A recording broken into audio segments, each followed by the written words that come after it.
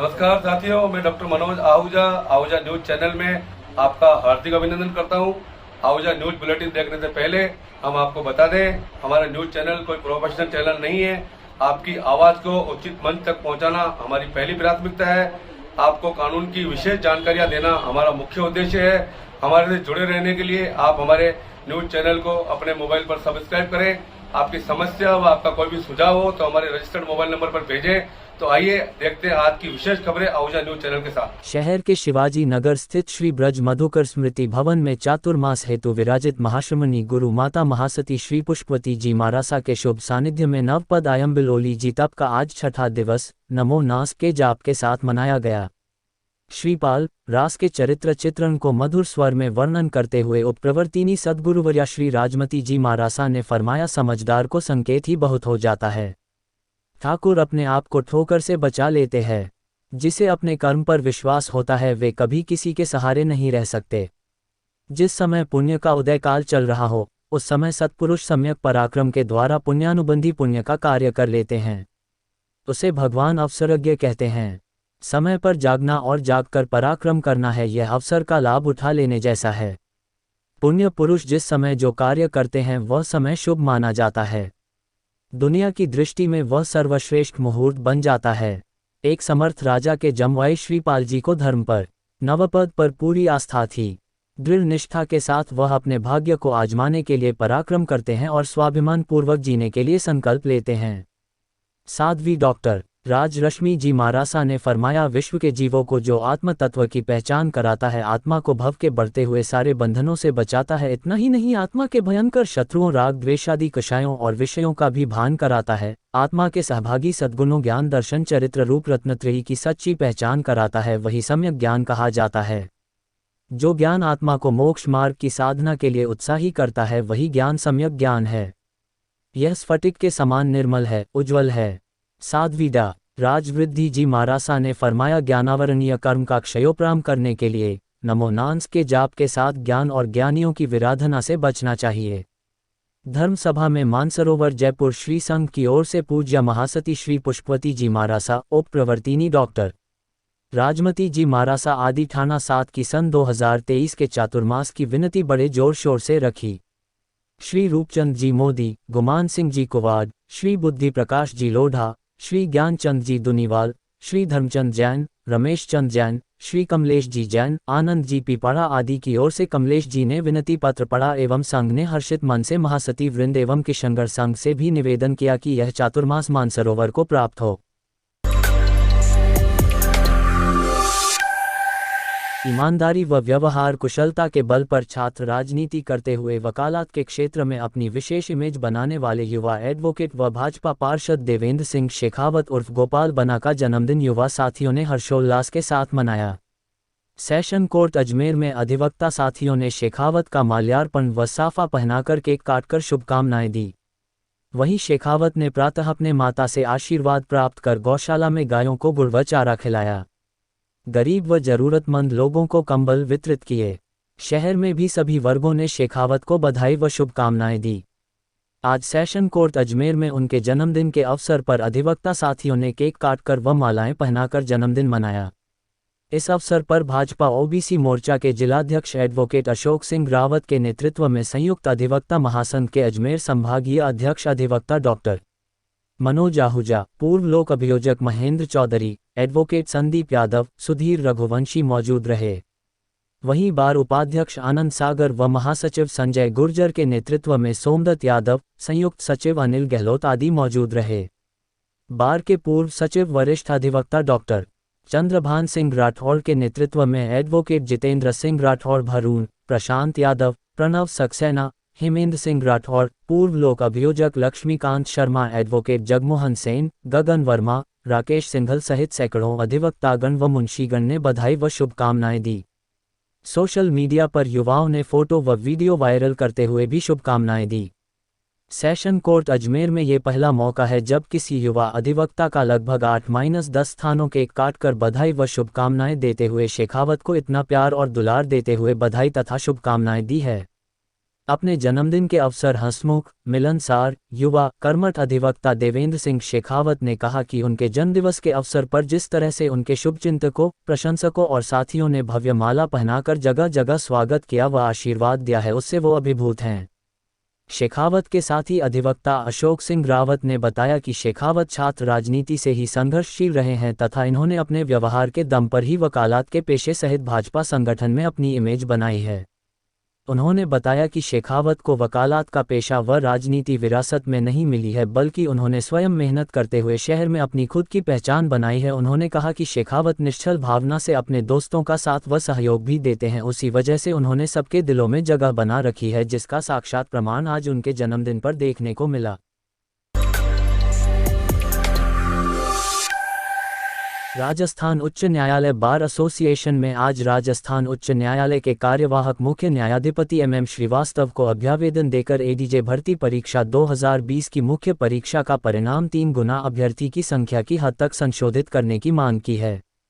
High court bar association के अध्यक्ष भुवनेश शर्मा ने बताया कि राजस्थान उच्च न्यायालय जोधपुर द्वारा DJ कैडर की भर्ती प्रतियोगी परीक्षा वर्ष 2020 हेतु 5 जनवरी 2021 को 85 पदों हेतु विज्ञापन जारी किया गया था, जिसमें लगभग 9000 अधिवक्तागण द्वारा आवेदन प्रस्तुत किया गया, लेकिन 25 जुलाई 2021 को हुई प्रारंभिक परीक्षा में लगभग 3000 अभ्यर्थी अधिवक्तागण ने परीक्षा में भाग लिया। उक्त प्रारंभिक परीक्षा का परिणाम दिनांक 16 सितंबर 2021 को जारी हुआ, जिसमें कि लगभग 1015 अधिवक्तागण को उत्तीर्ण घोषित किया गया तथा उससे आगामी चरण मुख्य परीक्षा दिनांक 23 व 24 जुलाई 2022 में लगभग 780 अधिवक्तागण ने भाग लिया। उक्त मुख्य परीक्षा का परिणाम अभी हाल ही में दिनांक 1 अक्टूबर 2022 को घोषित किया गया, जिसमें मात्र 4 अभ्यर्थी अधिवक्तागण को उत्तीर्ण करते हुए साक्षात्कार हेतु योग्य माना गया। उक्त मुख्य परीक्षा के परिणाम दिनांक 1 अक्टूबर के प्रकाशित होते ही राजस्थान के संपूर्ण अधिवक्ता समुदाय एवं Rajasthan high court bar association Jaipur के समस्त सदस्य अचंभित होते हुए उन सभी में भारी रोष व्याप्त है। उन्होंने कहा कि उक्त परिणाम से पीड़ित एवं व्यथित होकर सैकड़ों की संख्या में संपूर्ण राजस्थान से अभ्यर्थी अधिवक्तागण एवं अन्य अधिवक्तागण ने आज बृहस्पतिवार 6 अक्टूबर को व्यक्तिगत रूप से उपस्थित होकर Rajasthan high court bar association Jaipur को ज्ञापन देते हुए मांग की गई कि उक्त विज्ञप्ति पद 85 अधिवक्ता कोटे से इसी भर्ती प्रक्रिया में भरे जाने चाहिए, क्योंकि पूर्व में भी वर्ष 2018 की विज्ञप्ति में भी मात्र 5 पदों को अधिवक्ता कोटे से भरा जाकर शेष 43 पदों को एड होक प्रमोशन के जरिए न्यायिक कोटे से भर दिया गया था। उन्होंने कहा कि हमें पूर्ण विश्वास है कि इस बार भी 85 में से शेष रहे 81 पदों को भी न्यायिक कोटे से भरा जाएगा। वहीं हाईकोर्ट के वरिष्ठ अधिवक्ता पूनम चंद भंडारी ने 2011 की भर्ती का हवाला देते हुए तत्कालीन मुख्य न्यायाधिपति अरुण मिश्रा द्वारा भर्तियों को रद्द करने की बात कहते हुए मौजूदा भर्ती परीक्षा को भी निरस्त करने की मांग करते हुए नियमों में संशोधन की मांग करते हुए न्यायिक अधिकारियों को पदोन्नति के आधार पर ADJ नहीं बनाने की मांग की है। उन्होंने कहा कि न्यायाधीशों को परीक्षा के आधार पर ही पदोन्नति दी जानी चाहिए। उन्होंने कहा कि ADJ परीक्षा बाहर की एजेंसी से करवाई जाए तथा कॉपियों की जांच भी बाहर की एजेंसी से करवाई जाए।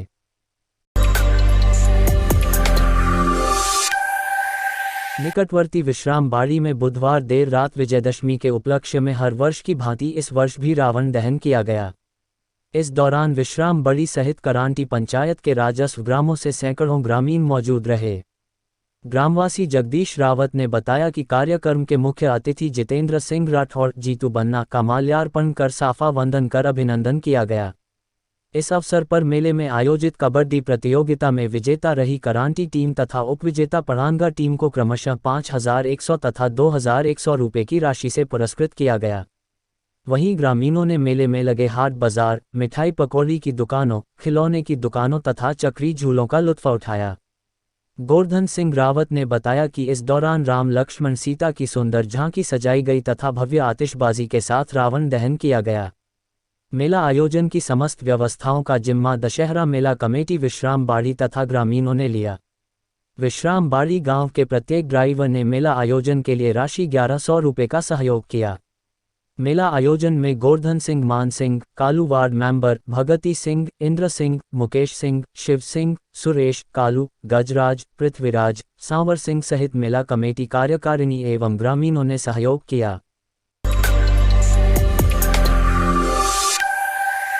जिला पुलिस को जेब कतरों की धरपकड़ अभियान के तहत जेब कतरों से मिले और अन्य घटनाओं में लावारिस हाल मिले करीब 250 मोबाइल फोन को जिला पुलिस अधीक्षक चुनाराम जाट की पहल पर जिला पुलिस लाइन से उनके मालिकों को खोजकर उनके सुपुर्द किए जा रहे हैं। गुरुवार को जिला पुलिस अधीक्षक आईपीएस चुनाराम जाट ने पुलिस लाइन में प्रेस वार्ता आयोजित कर बताया कि उक्त मोबाइल जिला पुलिस के विभिन्न पुलिस थानों में शातिर जेब कतरों की धरपकड़ के दौरान तथा इलाके में लावारिस हाल अवस्था में मिले थे, जिन्हें मोबाइल फोन की सिम कार्ड के आधार पर उनके मालिकों का पता लगाया जा रहा है और उक्त मोबाइल फोन उनके मालिकों को सौंपे जाने हैं। आज भी करीब 10 मोबाइल फोन धारकों के नाम पते के आधार पर उन्हें बुलाया गया है और उनके सुपुर्द मोबाइल फोन किए गए हैं। अजमेर जिले के सबसे पिछड़े इलाके मसूदा विधानसभा क्षेत्र से एक और जहां पिछले काफी समय से स्थानीयवाद की मांग बुलंद हो रही है, वहीं स्वयंभू बने नेता इस क्षेत्र को हमेशा की तरह चारागाह समझते हुए क्षेत्र का दौरा करने लग गए हैं। 10-20 हजार रुपये का चंदा देकर सामाजिक कार्यक्रमों में मुख्य अतिथि बनकर आने लगे हैं। तारानकन क्षेत्र में ऐसे छुटभइये नेताओं की कोई कमी नहीं है जो ऐसे हवाई नेताओं को कार्यक्रमों के बारे में भी अपडेट देते रहते हैं, तो कार्यक्रम करने वालों को भी फोकट में जब कोई फाइनेंसर मिल रहा है तो वो भी ऐसे नेताओं को बुलाकर अपनी वाहवाही करने में लगे हुए हैं। लेकिन वो ये नहीं समझ पा रहे हैं कि जिस प्रकार से अंग्रेज ईस्ट इंडिया कंपनी के माध्यम से व्यापार करने के बहाने से इंडिया में आए और इंडिया के लोगों को ही गुलाम बनाकर उन पर राज किया, उसी तरह से ये लोग अपनी एंट्री करके इस क्षेत्र पर राज करना चाहते हैं। तारानकन, क्योंकि उन्हें पता है कि जिले में एकमात्र सीट मसूदा है जिसका कोई धनी धोरी नहीं है। मसूदा की ऐतिहासिक पृष्ठभूमि उन्हें बताती है कि यहाँ रातों रात चुनाव जीता जा सकता है। आखिर ये कब तक चलेगा? क्या मसूदा विधानसभा क्षेत्र में योग्य उम्मीदवारों की कमी है या फिर नेताओं ने इसे चारागाह समझकर खुले जानवर की तरह चरने का अपना अधिकार समझ रखा है? आखिर क्या कारण है जो यहाँ के छुटभइये नेता बाहरी उम्मीदवारों को यहाँ पनपाने में लगे हुए हैं? यहाँ मैं स्पष्ट कर दूं कि ना तो मैं दावेदार हूँ ना किसी का समर्थक। मेरा उद्देश्य इस चारागाह भूमि को उपजाऊ बनाना है ताकि यहाँ समग्र रूप से विकास हो सके। आज़ादी के 75 साल बाद भी मूलभूत सुविधाओं से महरूम यदि कोई क्षेत्र है तो वो मसूदा विधानसभा है। चाहे सड़कों की खराब हालत देख लो और चाहे अपने अभावों पर आंसू बहाते हुए हॉस्पिटल की दशा दे लो, आखिर ये हालात कब तक रहेंगे? चुनाव आते हैं, दोनों ही पार्टियां बाहरी प्रत्याशी को टिकट देकर भेज देती है। जातिगत समीकरण और एंटी इनकम्बेंसी के आधार पर दोनों में से एक प्रत्याशी जीत दर्ज करवाकर इस क्षेत्र को खोखला करना प्रारंभ कर देता है। जीतते ही चंद छुटभइये नेता सुबह से शाम तक उनके गुणगान करने में लग जाते हैं। समस्याएं वहीं की वहीं रह जाती है। ये जीते हुए प्रत्याशी सरकार की योजनाओं को अपनी उपलब्धियों में गिनाने लग जाते हैं और यहाँ की भोली भाली जनता इसी को अपना भाग्य समझकर इनका स्वागत करने के लिए तैयार हो जाती है। तारानकन चमचे गुणगान करने के लिए तैयार बैठे ही हैं। ये नेता इतने होशियार हैं कि क्षेत्र के बाहुबली लोगों को अपना पार्टनर बनाकर लोगों को चुप कर देते हैं। मीडिया के बिकाऊ पत्रकारों को विज्ञापन और पंचायतों के ठेके देकर उन्हें खरीद लेते हैं। तारानकन ऐसे में बेचारा आम आदमी करे भी तो क्या करे? मेरे जैसा पत्रकार या वकील बोलता है तो उसे दुश्मन समझकर धमकियां देने लग जाते हैं। आखिर ये सब कब तक चलेगा? इस देश ने ऐसे ही फुट डालो राज करो की नीति पर 200 साल तक गुलामी का दंश झेला है। इतिहास उठाकर देखेंगे तो यही चाटुकार पहले अंग्रेजों की चाट कर खुद के ही देशवासियों को गुलाम बनाने में अपनी महत्वपूर्ण भूमिका अदा कर रहे थे, और अब यही लोग चमचागिरी करके इस क्षेत्र का सत्यानाश करने में अपनी महत्वपूर्ण भूमिका अदा कर रहे हैं। सत्ता के दलाल ये चंद लोग खुद का उल्लू सीधा करने में लगे हुए हैं। आखिर ये क्षेत्र कब आज़ाद होगा? यहाँ की जनता को ये बात कब समझ में आएगी? मसूदा विधानसभा क्षेत्र के साथियों, मेरा काम आप लोगों को जागरूक करने का है, वो मैं करता ही रहूँगा। ना तो मुझे चुनाव लड़ना है, ना मेरी किसी प्रत्याशी से रंजिश है, ना मुझे एमएलए से कोई फ़ायदा लेना है और ना मुझे एमएलए से कोई काम है। युवा साथियों से खास निवेदन है, कृपया इस क्षेत्र को संभालो। क्षेत्र का विकास तभी होगा जब स्थानीय प्रत्याशी विधानसभा में जाकर बैठेगा, क्योंकि उसे हमारी समस्याओं का भी पता है, तो उसे हम कभी भी पकड़कर समस्या बता भी सकते हैं। वो हमारी समस्या को खुद की समस्या समझकर निस्तारण का प्रयास भी करेगा। साथियों, स्थानीयवाद का नारा बुलंद करो और बाहरी उम्मीदवार को कोई बुलाता है तो उसे तिलक लगाकर माला पहनाकर वापस गाड़ी में बैठा दो। सम्मान सबका करना है, क्योंकि गलती उनकी नहीं है, हमारी है। हमने उन्हें मौका दिया है। डॉक्टर मनोज आहूजा एडवोकेट व पत्रकार मोबाइल नंबर 9,413,300,227 9,414,434,927 तारांकन।